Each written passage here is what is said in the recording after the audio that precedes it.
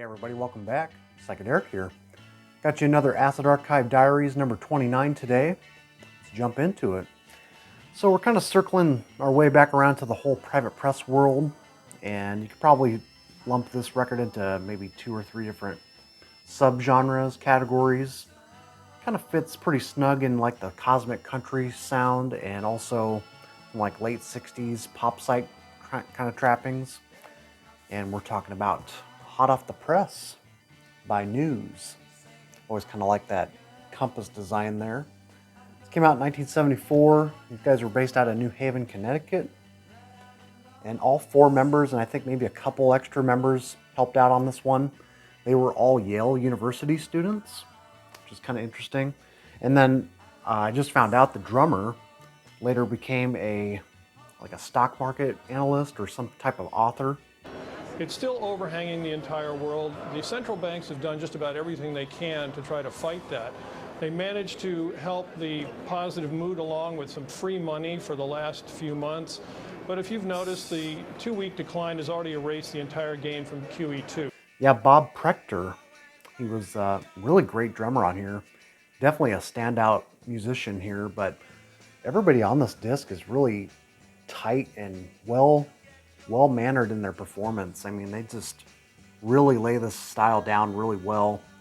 And like I said, if it weren't for like the over amount of pedal steel guitar on here, this would probably almost be like a stripped down kind of pop psych effort with some couple boogie rock moments, because there's definitely a couple moments on here. But I'd probably consider those like the weaker cuts. When they stick to like their kind of cosmic, sort of rural, really wispy kind of country pop stuff, that's where it's at, man. But yeah, we got page 1 and page 2 here. Newspaper, get it? Opens up with a track called Radio Blahs. It's almost an overlong kind of intro track, but I like the idea, but it could have lasted maybe a minute or so. It goes on for like 3 minutes of basically someone, using the radio dial, kind of switching through different channels. And the band members on that track, they're sort of acting out these different DJs, talking about different bands like Cream and Blind Faith. And there's even like some inside jokes going on. It's kind of fun, but it's definitely a track I pretty much skip anytime I listen to this. Dionne Warwick's Trains and Boats and Planes, ending up the set on Trains and Boats and Planes. We started off with 10 Years After, standing at the station. I guess they're waiting for their train to come in. It was followed with the Beach Boys, Sail On Sailor. They're out in their boat. After that, the Byrds, 8 Miles High. Of course, if you're in a plane, you could get 8 miles high. And we put it all together with Dionne Warwick's Trains and Boats and Planes.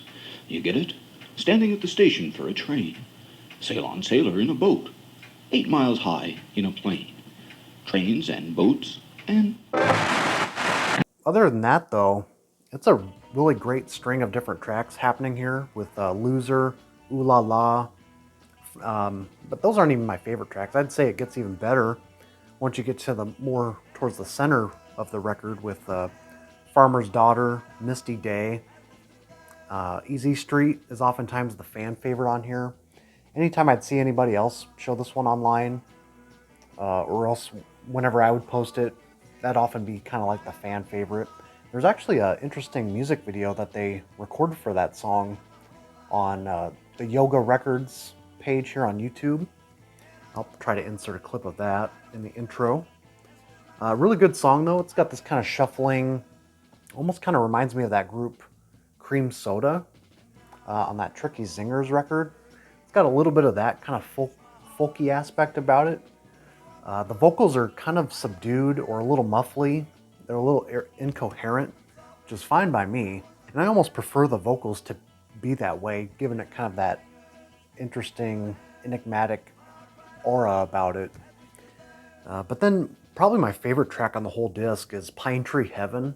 It almost sounds like a track that was inspired by the group as if they went to some sort of rural cabin out in Colorado, spent some time out there and wrote a track about it, talking about the Smoky Mountains and the crispy, fresh air from the mountains and stuff like that.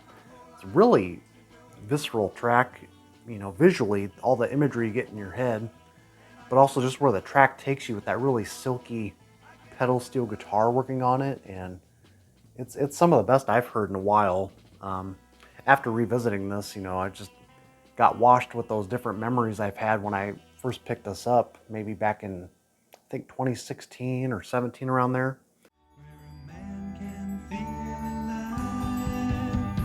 Just a lonely cabin on a smoky mountain high. You don't have to say you'll stay there, just tell me you'll give it a try. Pine tree heaven, hide away in the trees. And if I take you away there, I'll take you to stay there, 'cause believe me, you'll never want to leave. But then you get a couple boogie rock tracks, like I said.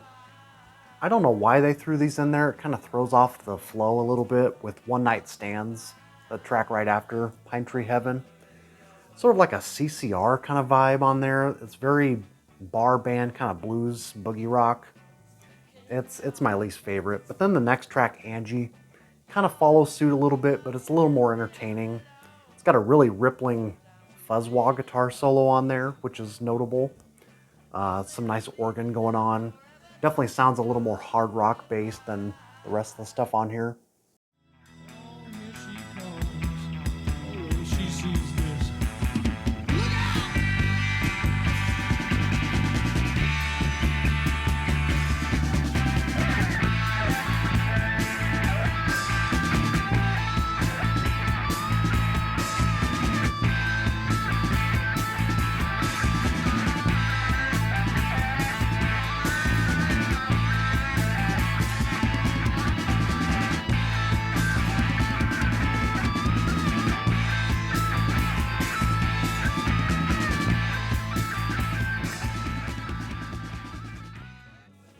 And then you got a really killer, like 8-minute closing track called New York City, where they get a little more maybe progressive, one could say.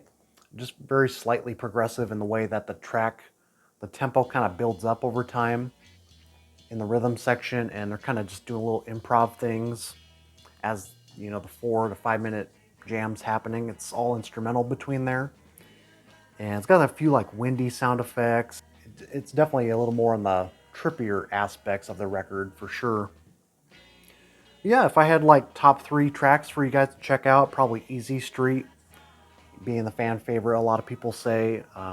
Pine Tree Heaven, of course. And then Farmer's Daughter is pretty good too. It's a little more upbeat.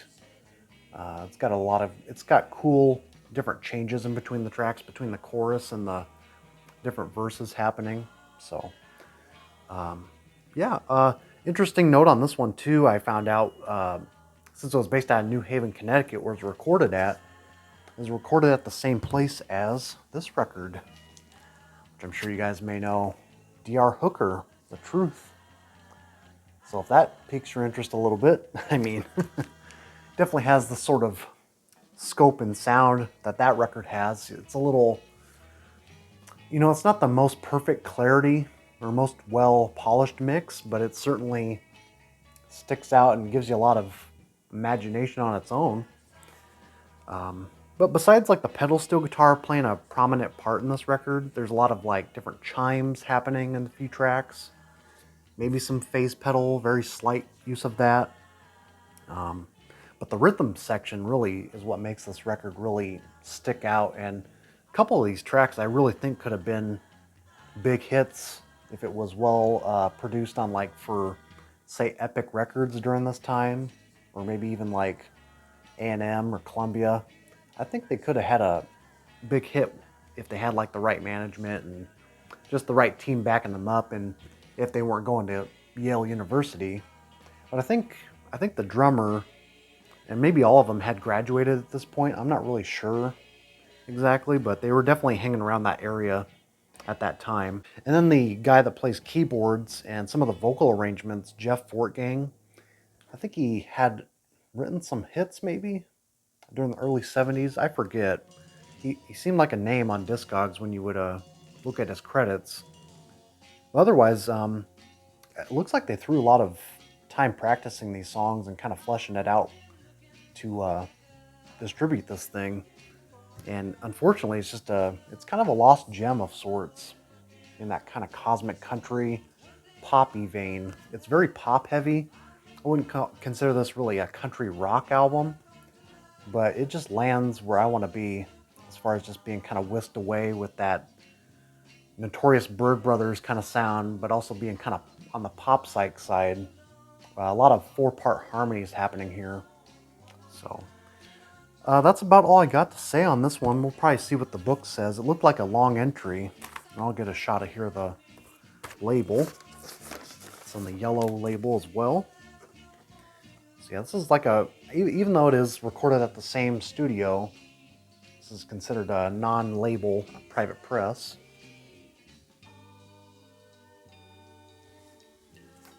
So yeah, kind of just basically a couple rock moments, but they definitely had that rock mentality as they're playing. Obviously, they're giving some shout outs to Cream, Eric Clapton. Yeah, I think the entry was by Patrick Lumborg. Yeah. And yeah, I got a little bit of a lengthy entry here. I'll read a little bit off this. 1,000 pressed, it says. And it gets the 1 rarity. It's probably changed since then. It might have been a 2 rarity by now. And it says, excellent and still fairly unknown LP on the same local CT imprint as DR Hooker. The bulk of it is terrific 1960s West Coast flavored folk rock with a dreamy psych vibe and good vocal harmonies. The lead instrument is a pedal steel guitar played with more imagination than anyone since The Misunderstood, often with some nice fuzzy distortion.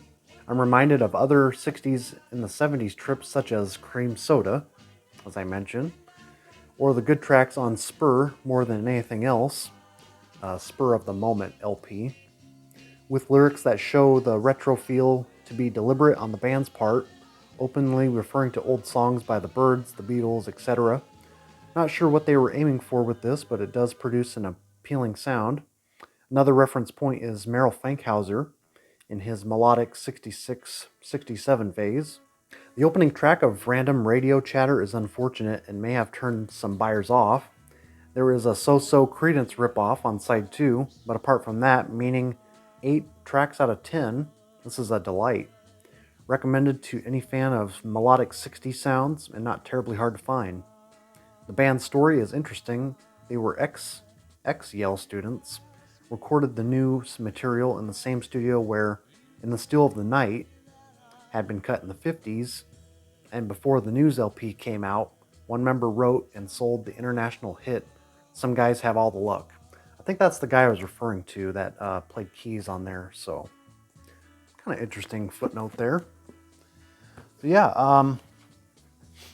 yeah, it definitely sounds like like I said earlier, kind of reminds me of like as if this band went to Colorado or sort of like out west, came back and got inspired to write some of these songs. Yeah, as far as I know, Bandcamp, there is no other vinyl release of this besides the original press here. But I think maybe over 10 years ago now, I think a CD came out through Yoga Records, and they distributed a couple different pressings of that, which are through Bandcamp. So the story's on there, and I think you can find it in other blog spots online and stuff like that. So definitely look into this one if you love that pedal steel. It's a very, like I said, very silky kind of sound, very tightly knit playing. Like they're very seasoned in it. And the drumming too. I mean, Bob was a hell of a drummer, doing a lot of hi-hat work and a lot of great fills happening. So it's a fun listen, man. And I hadn't listened to this in a while, so it was kind of nice to revisit this one on one of my walks yesterday. So yeah, check her out. News, hot off the press, entry in. So there you have it. So yeah, considering the recent finds video I just made, part 1, hopefully I'll shoot part 2 this week. We'll see where I land with things, how busy I am and stuff. So give you something to check out until then. So take care, and we'll see you soon.